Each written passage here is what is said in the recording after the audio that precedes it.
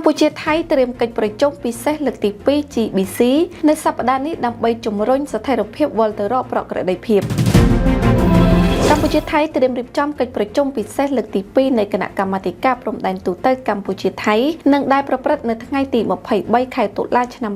2025ខាងមុខនេះដើម្បីជំរុញបន្ថែមការអនុវត្តបទឈប់បាញ់ឲ្យបានពេញលេញនិងប្រកបដោយប្រសិទ្ធភាពព្រមទាំងស្វែងរកកិច្ចសហប្រតិបត្តិការជាក់ស្ដែងសម្ដៅលើកកម្ពស់សន្តិភាពនិងស្ថិរភាពរវាងប្រទេសទាំងពីរក៏ដូចជាការវិលត្រឡប់ទៅរកប្រក្រតីភាពឡើងវិញពីទីក្រុងកូឡាឡាំពូប្រទេសម៉ាឡេស៊ីលោកជំទាវឧត្តមសេនីយ៍ឯកម៉ាលីសុជាតាអ្នកនាំពាក្យក្រសួងការពារជាតិនៃព្រះរាជាណាចក្រកម្ពុជានៅរាត្រីថ្ងៃទី20ខែតុលាឆ្នាំ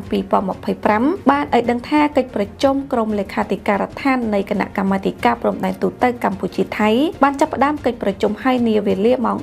18:00 នាទីនៅទីក្រុងកូឡាឡាំពូប្រទេសម៉ាឡេស៊ីនៅក្នុងកិច្ចប្រជុំនេះភាគីទាំងពីរបានធ្វើការពិភាក្សានៅខ្លឹមសារនិងធ្វើការផ្លាស់ប្ដូរឯកសារគ្នាទៅវិញទៅមកដើម្បីត្រៀមរៀបចំកិច្ចប្រជុំពិសេសលើកទី2នៃគណៈកម្មាធិការព្រំដែនទូតកម្ពុជាថៃដែលនឹងប្រព្រឹត្តនៅថ្ងៃទី23ខែតុលាឆ្នាំ2025ខាងមុខនេះដើម្បីជំរុញបន្ថែមការអនុវត្តបទឈប់បាញ់ឲ្យបានពេញលេញនិងប្រកបដោយប្រសិទ្ធភាពព្រមទាំងស្វែងរកកិច្ចសហប្រតិបត្តិការជាក់ស្ដែងសម្ដៅលើកកម្ពស់សន្តិភាពនិងស្ថិរភាពរវាងប្រទេសទាំងពីរក៏ដូចជាការវិលត្រឡប់ទៅរកប្រក្រតីភាពឡើងវិញគណៈប្រតិភូក្រុមលេខាធិការរបស់កម្ពុជាដឹកនាំដោយឧត្តមសេនីយ៍តូញ៉ែមបូរ៉ាដែនប្រធានក្រុមលេខាធិការកម្ពុជានិងគណៈប្រតិភូក្រុមលេខាធិការរបស់ថៃដឹកនាំដោយឧត្តមសេនីយ៍ឯកណដ្ឋភុងប្រកែវប្រធានក្រុមលេខាធិការថៃសូមគូបញ្ជាក់ផងដែរថាកិច្ចប្រជុំក្រុមលេខាធិការដ្ឋាននៃគណៈកម្មាធិការព្រំដែនទូតកម្ពុជាថៃនឹងប្រព្រឹត្តចាប់ពីថ្ងៃទី20ដល់ថ្ងៃទី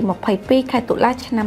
2025ក្រោមការសង្កេតការណ៍ពីប្រធានក្រុមអ្នកសង្កេតការណ៍អន្តរការ IOT របស់កម្ពុជានិងថៃតំណាងការិយាល័យអនុព័ន្ធយោធាអាមេរិកប្រចាំនៅប្រទេសកម្ពុជាប្រទេសថៃនិងប្រទេសម៉ាឡេស៊ីរួមទាំងតំណាងភាគីម៉ាឡេស៊ីចូលរួមផងដែរ